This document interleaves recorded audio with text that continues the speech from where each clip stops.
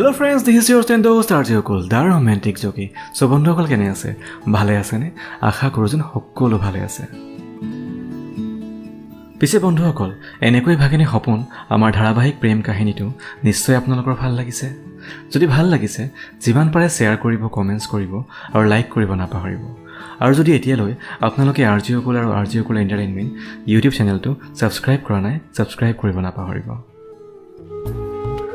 আমি এনেকৈ ভাগিনে সপোনৰ দ্বিতীয় খণ্ডৰ পৰা গম পাইছোঁ যে তেওঁলোকৰ সম্পৰ্কত আকৌ জোৰা লাগিছে আৰু তেওঁলোকৰ প্ৰেম কাহিনী হাঁহি আনন্দৰে ভৰি পৰিছে। কিন্তু এই হাঁহি আৰু অভিমানবোৰ কিমান দিনলৈ থাকিব?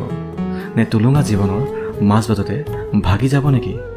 এই সকলোবোৰ কথা জানিবলৈ আগবাঢ়োচোন আহক আমাৰ ধাৰাবাহিক প্ৰেম কাহিনী এনেকৈ ভাগিনে সপোনৰ মাজলৈ। আমাক ইমান মৰম দিয়াৰ বাবে বহুত ধন্যবাদ। আশা কৰোঁ বন্ধুসকল আগন্তুক দিনবোৰতো এনেদৰে মৰম দি যাব বুলি।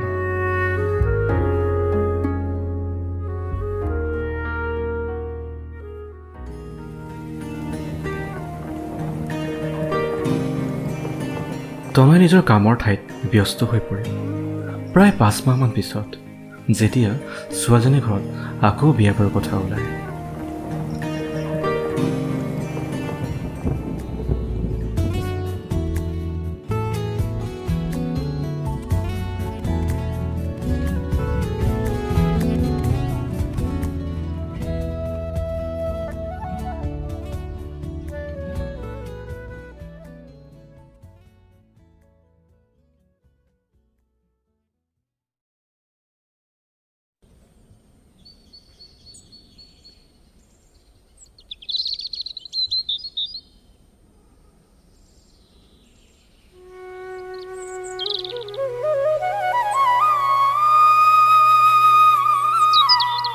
মাজনী এই মমায়েৰে তোৰ কাৰণে ল'ৰা এটাৰ কথা কৈছে অ।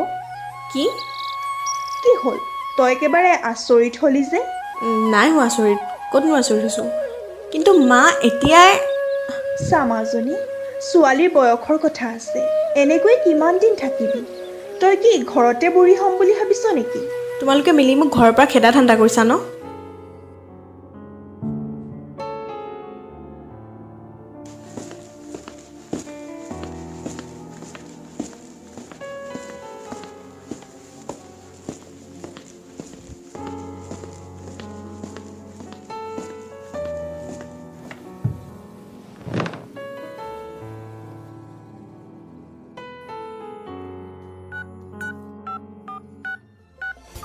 আতৰি আতৰি থাকিলেও তুমি নিদিবা দৰিয়াই মনৰ পৰা।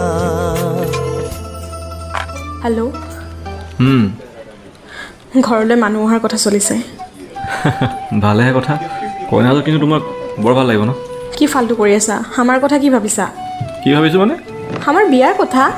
মোৰ হাতত কিন্তু এতিয়া একো অজুহাত নাই। কি মানে আৰু অকল বিয়া প্ৰেম কৰিলোঁ বুলি বিয়া পাতিব লাগিব কথা আছে নেকি? মানে যি প্ৰেমৰ বাবে ইজনে আনজনৰ অবিহনে জীয়াই থাকিব নোৱাৰে, সেই প্ৰেমৰ পৰিণতিটো বিবাহেই হ'ব লাগিব। আৰে ছাৰ, তোৰ লগত বাজে কথা পতাৰ ইচ্ছা মোৰ একেবাৰে নাই। ফোন ৰাখ, মোৰ কাম আছে। আৰে মোৰ কথাবোৰ কেতিয়া তোমাৰ বাবে বাজি হৈ পৰিল? ছাৰ, মই বেছি কথা কৈ নাথাকোঁ। তোৰ নিচিনা কেৰেক্টাৰলেছ ছোৱালী মোৰ পৰিয়ালৰ মানুহে মানি নলয়। মোৰ চৰিত্ৰক লৈ কথা ক'বলৈ তুমি সাহস ক'ত পালা? আজিলৈকে এই অধিকাৰ মই কাকো দিয়া নাই। আৰু তুমি কি তোমাৰ পৰিয়ালক সুধি মোক ভাল পাইছিলা নেকি? ছাৰ, তোৰ এই বাজে প্ৰশ্নবোৰৰ উত্তৰ মোৰ ওচৰত নাই। আৰু তই কলেজত কিমানজনৰ লগত ৰিলেশ্যনত আহিলি মোৰ জনা আছে। তোৰ অভিনয় মোৰ কথা নেদেখাবি। তোৰ নিচিনা কেৰেক্টাৰলেছ ছোৱালী মোৰ জীৱনৰ লগত জড়িত কৰি মই মোৰ জীৱন ধ্বংস কৰিব নোৱাৰোঁ। ঠিক আছে, সিমান বছৰে ভাল পোৱা মানে মাত্ৰ অভিনয়হে আছিল। অভিনয় আছিল, আৰু তই মোৰ লগত সম্পৰ্ক ৰাখিব চেষ্টা নকৰিবি। ব্লক কৰিছিলোঁ, যা।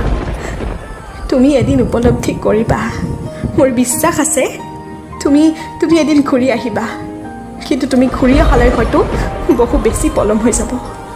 Good bye.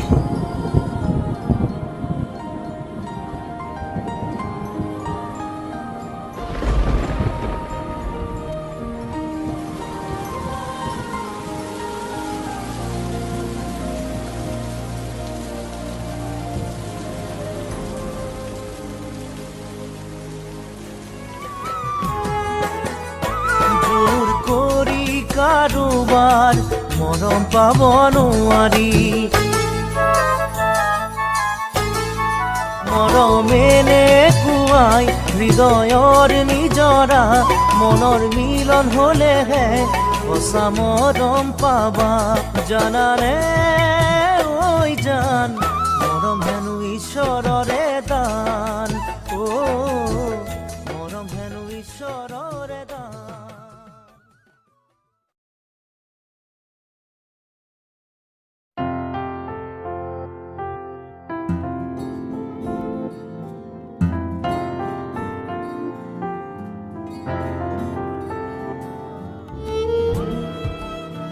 সন্দেহৰ গৰাখহনীয়াত হৃদয়ৰ ভেটি খহে সম্পৰ্কত আউল লাগে বানপানীত হৃদয়ৰ ভেটি খহে